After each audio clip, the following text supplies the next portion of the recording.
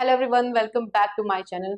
Being as an advocate मेरे पास बहुत सारे ऐसे क्वेश्चंस आते हैं क्लाइंट्स के भी, और वो बच्चे जो कि प्रैक्टिस की तो अभी स्टार्ट किए हैं, कि तो अभी पढ़ रहे हैं, but they are quite interested to know the process of divorce. ठीक है, मेरे पास जो बच्चे हैं जो अभी नई नई जूनियरशिप स्टार्ट किए हैं, तो उनके में बहुत सारे क्वेश्चन आते हैं कि मैम, एक क्लाइंट है, उनको डाइवोर्स लेना है। बहुत कॉमन सा क्वेश्चन है फैमिली मैटर्स का, उनको डाइवोर्स लेना है तो उसका प्रोसेस क्या होगा। या फिर जो बच्चे एलएलबी कर रहे हैं, उनके पास भी कहीं ना कहीं से पूरे खानदान वाले रिश्तेदारों को क्या लगता है कि अगर आप एलएलबी कर रहे हैं तो आपको सारी चीजें आ गई, जबकि ऐसी बात नहीं है। लॉ भी एक बहुत वाइड फील्ड है, बट उनको क्या लगता है कि आप एलएलबी कर रहे हैं तो आपको सब कुछ पता होगा। तो उनसे भी लोग, रिश्तेदार, खानदान वाले पूछते हैं कि इन लोगों को डाइवोर्स लेना है तो उसका प्रोसेस क्या होता है। तो आज के वीडियो में हम एक प्रैक्टिकल नॉलेज लेंगे, किससे? डाइवोर्स के प्रोसेस के रिगार्डिंग, कि कब पिटीशन, जो डाइवोर्स की पिटीशन है वो कब कोर्ट में फाइल होगी, किस कोर्ट में फाइल होगी, डॉक्यूमेंट्स क्या क्या लगेंगे, कंडीशंस क्या क्या है। ये सारी चीजें हम लोग इस वीडियो में डिस्कस करेंगे, ताकि आपसे अगर कोई ऐसा पूछे कि डाइवोर्स की प्रक्रिया क्या क्या है, तो आप वहां पे चुप ना हो, पूरा प्रोसेस बता दे ये वीडियो देख के। तो चलिए शुरू करते हैं। तो जो डाइवोर्स का जो प्रोसेस होता है, वो सबसे पहली बात तो फैमिली कोर्ट में फाइल होता है। ठीक, मान लीजिए आपके पास एक क्लाइंट आया है, वो कह रहा है कि मैम या फिर सर, मुझे डाइवोर्स लेना है। एक क्लाइंट है, जनरली यही क्वेरी है कि हम अपनी वाइफ से 2 साल से दूर रह रहे हैं, 3 साल से अलग रहते हैं, कोई बातचीत नहीं होती, कोई लड़ाई झगड़ा नहीं होता है, हमको अपनी पत्नी से या फिर पति से तलाक लेना है। जनरली ये क्वेरी आती है। ठीक, तब आपको क्या करना है, आपको क्या जवाब देना है, या फिर उनको कैसे समझाना है कि आपको ये पेपर्स लगेंगे, ऐसे ऐसे पिटिशंस ड्राफ्ट होंगी, ठीक है, या फिर ऐसे फाइलिंग होगी, इसमें इतना फीस आएगा, ये सारी चीजें आपको कैसे, आपको क्लाइंट को मोटिवेट करना है, ये हम लोग इस वीडियो में देखेंगे। ठीक, तो सबसे पहले जो डाइवोर्स होता है वो दो तरीके से होता है। म्यूचुअल कंसेंट, जहां पे husband and wife both are ready to give divorce to each other. ठीक, ए और बी दोनों लोग म्यूचुअली डिसाइड करते हैं कि भाई ठीक है, हम दोनों एक साथ नहीं रह सकते हैं, तो चलो हम लोग डाइवोर्स ले लेते हैं। इसको क्या कहेंगे? Mutual divorce. ठीक है, इसका जो सेक्शन है 13B, इसका जो प्रोविजन है वो 13B में प्रोवाइडेड है। और एक प्रोविजन है that is contested divorce under section 13। इसमें क्या होता है, एक ही पार्टी इच्छुक रहता है डाइवोर्स देने के लिए। फॉर एग्जाम्पल, मान लीजिए ए है, उसको पता चला कि जो उसका पार्टनर बी है वो क्या कर रहा है, एडल्ट्री कर रहा है। ठीक है, या फिर बी को पता चलता है जो उसकी पार्टनर है वो एडल्ट्री कर रही है। तो यहाँ पे एक बंदा तो है डाइवोर्स लेने के इच्छुक, बट दूसरा आनाकानी कर रहा है कि नहीं, हम डाइवोर्स नहीं देंगे, हम तुमको मजा चखा देंगे। इस टाइप का जो डायलॉग लोग मारते हैं, इस कंडीशन में है। तो यहाँ पे कंटेस्टेड डाइवोर्स आएगा, ठीक, अंडर सेक्शन 13। तो सबसे पहले अगर आपके पास कोई क्लाइंट आ रहा है, तो आप पहले उससे ये पूछिए कि आप दोनों डाइवोर्स लेने के लिए रेडी हैं। ठीक है, अगर दोनों तैयार है तो म्यूचुअल वाले में जाएंगे आप, और अगर दोनों में से कोई एक तैयार है तो आप कंटेस्टेड वाले में जाएंगे। ठीक है, अब जो मेन कंडीशन है, आपको डाइवोर्स फाइल करने से पहले एक कंडीशन ये है कि दोनों पार्टी 1 साल से अलग रह रहे हैं। ठीक है, तो सबसे पहले आपको क्या पूछना है कि दोनों रेडी है, या फिर कोई एक पार्टी डाइवोर्स देना चाहता है। ठीक, अगर दोनों रेडी है तो म्यूचुअल कंसेंट से डाइवोर्स जाएगा, और अगर एक है तो कंटेस्टेड, जो कि ग्राउंड्स है, उसमें डाइवोर्स जाएगा। अब सेक्शन 13B क्या बताता है कि there is a fastest and least adversarial method where both the spouse agree to get separate. यहाँ पे क्या है, दोनों बंदा, मतलब जो अपने दोनों पार्टनर्स हैं, they both are ready for the separation. अब कंडीशन क्या है कि दोनों लोग 1 साल से अलग रह रहे हैं म्यूचुअली। ठीक है, पहला कि दोनों लोग जो हस्बैंड वाइफ है वो सेपरेट रह रहे हो 1 साल से, और म्यूचुअली उन लोगों ने डिसाइड किया कि अब हम लोग डाइवोर्स लेंगे, अब हम लोग में कोई भी रिकंसिलिएशन के चांसेस नहीं है। ठीक, दूसरा क्या है कि जो उनकी कंडीशन है कि वो दोनों अलग रह रहे हो, उन लोगों में कोई भी सेटलमेंट के चांसेस नहीं हो। फिर क्या होगा, एक पिटीशन फाइल किया जाता है जिसको कहते हैं फर्स्ट मोशन पिटीशन। ये एक ज्वाइंट पिटीशन होता है। ठीक, हस्बैंड एंड वाइफ मिल के फाइल करते हैं, क्योंकि जैसे कि ये म्यूचुअल कंसेंट है, तो यहाँ पे ज्वाइंट पिटीशन फाइल होगी। हस्बैंड एंड वाइफ एक लॉयर या फिर वकील हायर करेंगे, अब आप लोग ये मत कहिए कि हम प्रमोट कर रहे हैं कि नहीं मैडम आप वकील हैं, आप कह रहे हैं वकील, ऐसी बात नहीं है। बट हाँ, कोर्ट का प्रोसेस ऐसा है कि आपको वकील हायर करना ही पड़ेगा ना चाहते हुए भी। ठीक है, तो हस्बैंड एंड वाइफ कोर्ट जाएंगे, फैमिली कोर्ट में, अगर फैमिली कोर्ट है वहां पे, ठीक, या फिर डिस्ट्रिक्ट कोर्ट में। मोस्टली फैमिली कोर्ट अब बन चुकी है, तो फैमिली कोर्ट में ही सारे मैटर्स जाते हैं। ठीक, हस्बैंड एंड वाइफ जाएंगे वहां पे, एक ज्वाइंट पिटिशन ड्राफ्ट करवाएंगे वकील से कि नहीं हम लोग की शादी फला फला डेट पे हुई थी, हम लोग फला फला डेट से अलग रह रहे हैं, अब हम लोग को साथ में नहीं रहना है। तो ये क्या हो गया कि फर्स्ट मोशन पिटिशन हो गया। ठीक, फिर इसमें कोर्ट क्या कहती है, कूलिंग ऑफ पीरियड देती है। एक मैंडेटरी प्रोविजन था, बट एक जजमेंट के बाद, that is Amardeep Singh versus Harveen Kaur के बाद से कूलिंग ऑफ पीरियड देना मतलब ये मैंडेटरी प्रोविजन नहीं रह गया है। ठीक, तो म्यूचुअल में क्या होता है कि दोनों लोग एक साल से अलग रह रहे होते हैं, म्यूचुअली डिसाइड करते हैं कि हमको डाइवोर्स लेना है, कोर्ट में जाते हैं, वकील के माध्यम से एक पिटीशन ड्राफ्ट करवाते हैं और उसको पहली बार फाइल करते हैं। कहाँ? फैमिली कोर्ट में। कोर्ट उनकी पिटीशन को सुनती है, फिर क्या कहते हैं, कूलिंग ऑफ पीरियड देती है कि नहीं ठीक है, अभी मे भी हो सकता है गुस्से में हो दोनों लोग, 6 महीने तक अलग रहो, अगर तब भी तुम लोग को डाइवोर्स लेना है तब दोबारा वापस आना। कोर्ट क्या कहती है कि ठीक है, अभी तो आप लोग आ गए, क्या पता आपके मन में गुस्सा हो, इस वजह से कूलिंग ऑफ पीरियड देती कि 6 महीने बाद भी अगर तुम लोग को डाइवोर्स लेना होगा तब फिर से दोबारा आना। ठीक, अब किसी किसी केस में तो दे देती है, बट ये प्रोविजन मैंडेटरी नहीं रहा।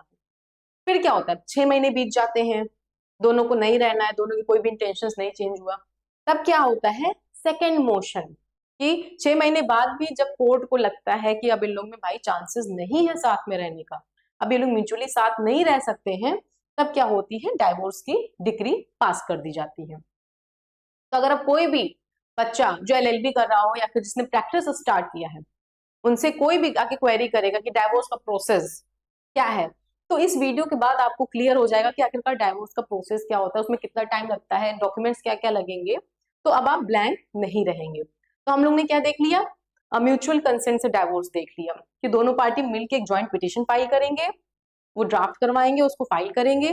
पहली बार में कोर्ट कहती है कि ठीक है अभी तुम लोग आए हो, कोई बात नहीं, 6 महीने अलग रह के दिखाओ तो डाइवोर्स दे देंगे। वो लोग 6 महीने अलग रह लेते हैं, उन लोग को लगता है कि नहीं अब हम लोग साथ में नहीं रह मतलब चल जाएगा अलग अलग, तो फिर सेकेंड मोशन पिटिशन फाइल करते हैं, फिर कोर्ट उनको शांति से डाइवोर्स दे देती है।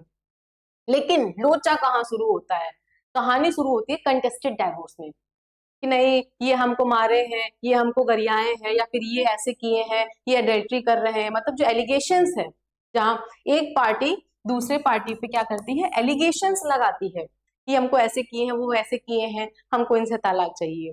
मामला यहाँ फंसता है, इसको कहते हैं कंटेस्टेड डाइवोर्स, जिसमें एक स्पाउस डाइवोर्स देने के लिए रेडी है बट एक लेने के लिए नहीं रेडी है। तो यहाँ पे क्या आता है, अब देखिए आप डाइवोर्स तो लेने जा रहे हो ऐसे केस में, बट वहां पे कुछ ग्राउंड्स होने चाहिए। ऐसे भी आप कोर्ट के सामने जाके नहीं कह सकते कि नहीं हमको डाइवोर्स चाहिए, नहीं, आपको इन ग्राउंड्स में से कोई एक ग्राउंड कोर्ट के सामने साबित करना पड़ेगा। जैसे कि क्रुएल्टी हो गया, फॉर एग्जाम्पल मान लीजिए हस्बैंड है, वाइफ है, ठीक है, अब देखिए ये कंडीशन तो लेना भूल जाइए कि नहीं हस्बैंड ही क्रुएल्टी करता है हमेशा वाइफ की, या फिर वाइफ ही विक्टिम होती है हमेशा क्रुएल्टी की। बहुत सारे केसेस में देखा गया कि हस्बैंड भी विक्टिम होता है क्रुएल्टी का। ठीक, तो अब मान लीजिए इन दोनों में से कोई कोर्ट के सामने जाता है, पिटीशन फाइल करता है, क्या कहता है कि मेरी जो वाइफ है या फिर मेरा हस्बैंड है वो मेरे ऊपर क्रुएल्टी करता है, कैसे, फिजिकल या फिर मेंटल, मारता पीटता है, ठीक है, हरास करता है। तो ये चीजें कोर्ट के सामने आपको साबित करनी होगी, ऐसे बोल देने से कुछ नहीं होगा। तो या फिर एडल्ट्री कर रहा है, ठीक, he is having any other relationship, आजकल जो मोस्ट कॉमन ग्राउंड है डाइवोर्स का, दैट्स एडल्ट्री। ठीक, या फिर डिसर्शन फॉर एटलीस्ट 2 ईयर, कि वो सब छोड़ छाड़ चला गया, ना वो हमको पहचान रहा ना हम उसको पहचान रहे हैं, या फिर कन्वर्ट कर लिया अपने आप को किसी अदर रिलीजन में, या फिर वो मेंटली इल हो गया, मतलब दिमाग उसका खराब हो गया है, ठीक, मेंटल डिसऑर्डर शिकार हो गया, कम्युनिकेबल डिजीज, उसके पास कोई ऐसा डिजीज हो गया है जो कि वो ट्रांसमिट कर जाती है इधर से उधर, छुआछूत वाली कोई ऐसी बीमारी हो गई है, या तो वो सन्यासी हो गया है, या तो 7 साल से वो घर नहीं आया, तो उसका ये प्रिजम्पशन हो जा रहा है डेथ का। ठीक, तो ये जो ग्राउंड्स दिए गए हैं, ये जो ग्राउंड्स बताए गए हैं, ये इनमें से कोई आपको एक ग्राउंड उठाना पड़ेगा, अपने पिटीशन में लिखना पड़ेगा, फिर उस पिटीशन को फाइल करनी पड़ेगी फैमिली कोर्ट के सामने। आप ऐसे ही मुंह उठा के फैमिली कोर्ट के सामने नहीं जा सकते, आपके पास ये ग्राउंड्स होने बहुत जरूरी है डाइवोर्स के लिए। अब हम लोग ने ग्राउंड्स देख लिया कि अगर कोई क्लाइंट आपके पास आ रहा है और कह रहा है कि नहीं मुझे डाइवोर्स लेना है, तो आप किन किन ग्राउंड्स पे डाइवोर्स ले सकते हैं, जो कि बहुत इंपॉर्टेंट है, क्योंकि आपको अगर ग्राउंड ही नहीं पता रहेगा तो आप अपनी पिटिशन ड्राफ्ट किस बेसिस पे करोगे। अब प्रोसेस क्या है, सबसे पहला है आपको पिटिशन फाइल करनी पड़ेगी, दैट इज ऑब्वियस, बिना पिटिशन फाइल के आपको कोर्ट सुनेगी ही नहीं, ठीक। One spouse file a petition clearly stating the grounds, और उसमें जो ग्राउंड्स होना चाहिए वो क्लियर होना चाहिए कि हम एडल्ट्री का ग्राउंड ले रहे हैं, ठीक, हम क्रुएल्टी का ग्राउंड ले रहे हैं, हमको ये मारे पीटे हैं या फिर ये एडल्ट्री किए हैं, जो भी ग्राउंड है ग्राउंड होना। फिर जब पिटिशन फाइल होगी, मान लीजिए कोर्ट है, कोर्ट के सामने आप पिटिशन फाइल करते हैं, पहले दिन आप बहस करते हैं, कोर्ट आपकी बातें सुनती है, और कोर्ट को अगर आपकी बात सही लगती है तब वो सामने वाले को पार्टी क्या करेगी, समन करेगी, मतलब उनको बुलाएगी, ठीक, बुलावा भेज देगी। ऐसा आप आसान भाषा में समझिए, बहुत मतलब ये प्रैक्टिकल नॉलेज है, ये किसी किताब में आपको नहीं मिलेगा कि आप किताब में रट्टा मार के पढ़ लेंगे, ठीक है।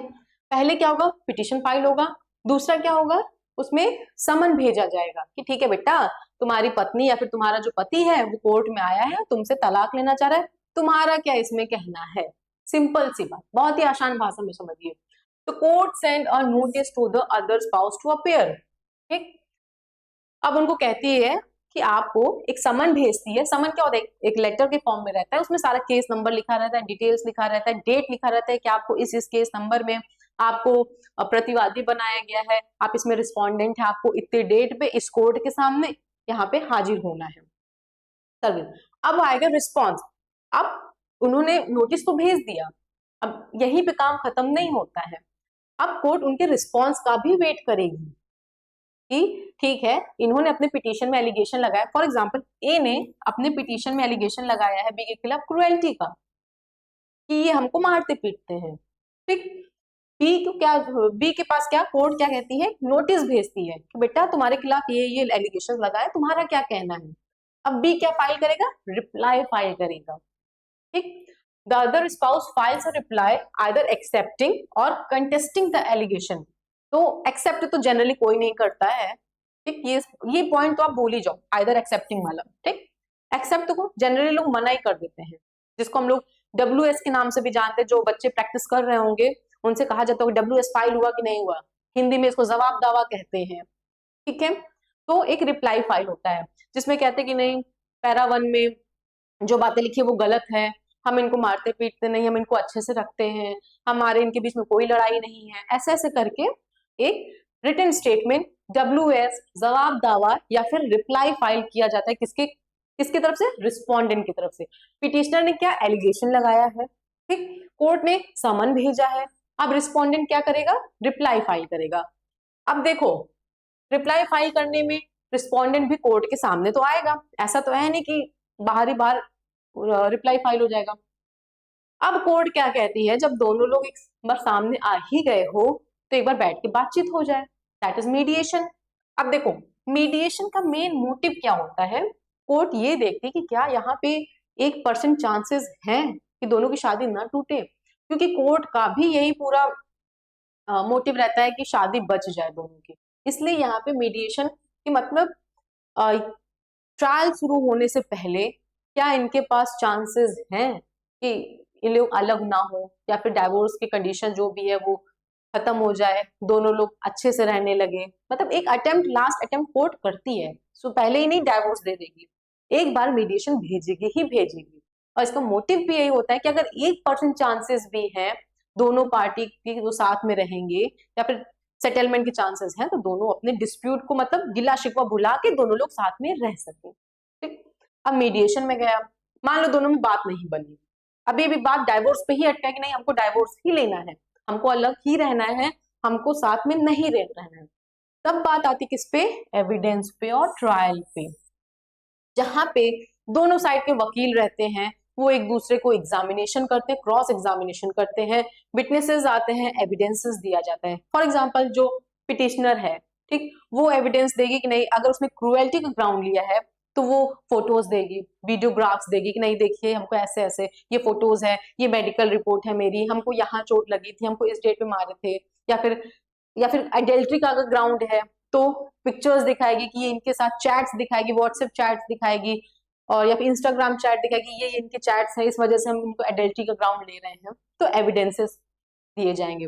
फिर उसके बाद क्या होगा, एग्जामिनेशन, क्रॉस एग्जामिनेशन होगा। फिर क्या होगा, फाइनल आर्ग्यूमेंट्स होगा।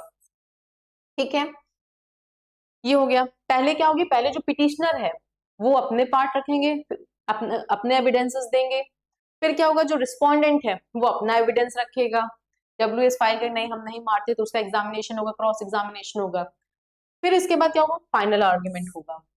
अब इसी के दौरान अगर कोर्ट को लगता है कि नहीं कोई इंटरिम ऑर्डर पास होना चाहिए, जैसे कि एक प्रोविजन है कि maintenance during pendency of a litigation, लड़की है ये जनरली महिलाओं को दिया जाता है कि उनको आने जाने का खर्चा हर डेट पे पति दे। तो ये क्या होता है, ये इंटरिम ऑर्डर है। ठीक, कि भाई ठीक है ये आ रही है, कुछ खर्चा दे दो इसको, पति से रिक्वेस्ट करती तो वो पति उसको देता है। या फिर अगर बच्चा है तो बच्चे की जो कस्टडी है वो किसके पास रहेगी, जब तक ये पूरा बवाल चल रहा है, ये डाइवोर्स का मैटर चल रहा है, तब तो बच्चा किसके पास रहेगा। अगर कोर्ट को लगता है कि वेलफेयर ऑफ चाइल्ड में बच्चा पिता के पास रहे या माता के पास रहे, तो वो टेम्पोररी ऑर्डर पास कर सकती है। फिर क्या होता है, फाइनल ऑर्डर, मतलब पिटिशन फाइल हो गई, समन हो गया, रिस्पोंडेंट आया, अपना पावर फाइल किया। ठीक, जब पावर फाइल किया, फिर उसने अपनी तरफ से जवाब दावा दाखिल किया, रिटर्न स्टेटमेंट कि नहीं इनकी बातें गलत है, मैं इनको हरास नहीं करता हूँ। जब दोनों पति पत्नी कोर्ट के सामने आ गए तो कोर्ट क्या कहती है, मीडिएशन कि लाओ 1% चांसेस है तो देख लेते हैं, क्या पता सेटलमेंट हो ही जाए। चलो अभी भी लोग नहीं तैयार हुए, तब एविडेंस और ट्रायल में आ जाते, एग्जामिनेशन, क्रॉस एग्जामिनेशन होता है। जो पिटिशनर है वो अपना एविडेंस देता है कि नहीं ये है अडल्ट्री, फोटोज वगैरह या फिर मेडिकल रिपोर्ट। जो रिस्पोंडेंट है वो अपना एविडेंस देता है कि नहीं हमने ऐसा कुछ नहीं किया है। एग्जामिनेशन होता है, क्रॉस एग्जामिनेशन होता है, पूछा जाता है क्या तुमने मारा था, तो कहते हैं नहीं हमने नहीं मारा था। या फिर मारे थे तो चोट कहाँ कहाँ आई थी, कब मारे थे, कैसे मारे थे, मेडिकल रिपोर्ट क्या है, फिर आप क्या किया, आपने एप्लीकेशन दिया। ये सारी चीजें किस में आती है, एग्जामिनेशन और क्रॉस एग्जामिनेशन में। इसी के दौरान अगर इंट्री ऑर्डर कोर्ट को लगता है तो पास करेगी, अगर कोई बच्चा नहीं है या फिर maintenance during the pendency of litigation की कोई चांसेस नहीं है, तो फिर कोई ऑर्डर नहीं पास करेगी। फिर फाइनल आर्ग्यूमेंट होता है, फिर कोर्ट क्या कहती है, वर्डिक्ट डिलीवर करती है, दैट इज डिक्री। तो ये था पूरा एक प्रोसेस डाइवोर्स का। ठीक, अगर आप आज के बाद से कोई आपसे पूछे कि डाइवोर्स का प्रोसेस क्या है, तो आई होप आपको चीजें क्लियर हो गई होगी, आपको एकदम शून्य नहीं होंगे, आप बिल्कुल एकदम ब्लैंक नहीं होंगे कि कैसे हमको क्या होता है, प्रोसेस क्या होता है, हमको तो पता ही नहीं है।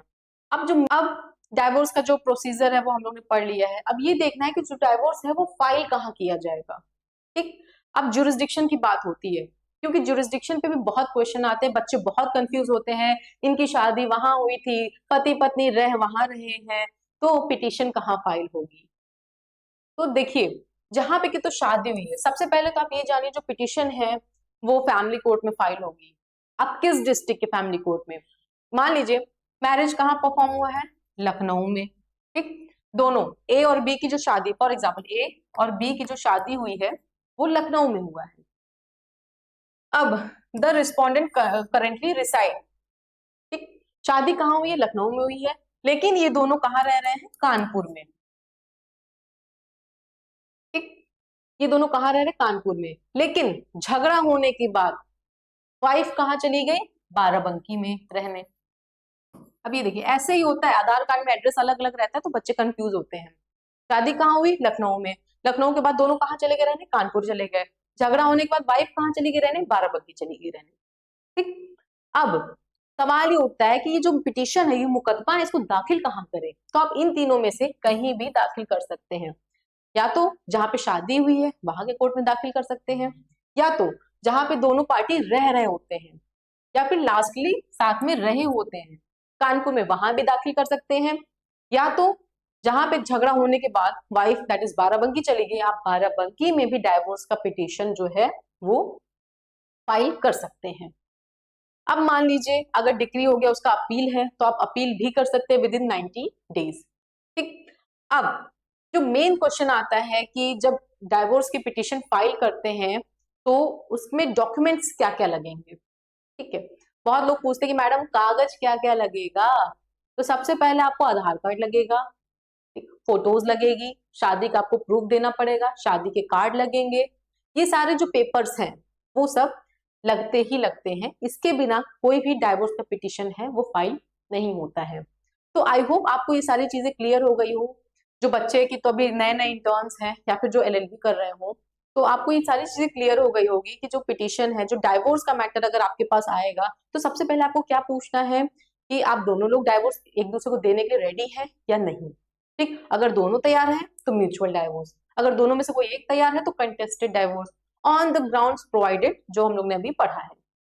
ठीक है, आप इतने में से ग्राउंड छाटेंगे, एक पिटीशन ड्राफ्ट करेंगे, उसको फाइल करेंगे, बहस करेंगे, कोर्ट समन भेजेगी, फिर दूसरा पार्टी आएगा, फिर उस वो भी अपने वकील को खड़ा करेगा कोई ना कोई, ठीक, फिर वो अपनी रिप्लाई फाइल करेंगे, ठीक, दोनों में फिर एग्जामिनेशन, क्रॉस एग्जामिनेशन, एविडेंसेस दिए जाएंगे, फाइनल आर्ग्यूमेंट होगा, डिग्री मिलेगी। उस डिग्री को अगर चाहे अगला अपील भी कर सकता है। ठीक, कहाँ फाइल होगा कि तो जहाँ पे शादी हुई है वहां पे फाइल हो सकता है, कि तो जहां पे दोनों लोग साथ में रिसाइड किए हैं वहां पे फाइल होगा, या फिर जहां पे जो लड़की रह रही हो या फिर लास्ट टाइम, वहां पे भी आप फाइल कर सकते हैं। पेपर कौन कौन से लगेंगे? सबसे पहले तो पिटीशन लगेगा ही लगेगा, आधार कार्ड लगेंगे, शादी का प्रूफ लगेगा, आपके जो शादी का कार्ड है वो लगेगी, फोटोज लगेगी, ये सारी चीजें लगाना मस्ट है। सबसे पहले आपको अपनी शादी ही प्रूफ करनी है कोर्ट के सामने। सो आई होप आपको चीजें समझ में आ गई हो। Thank you so much.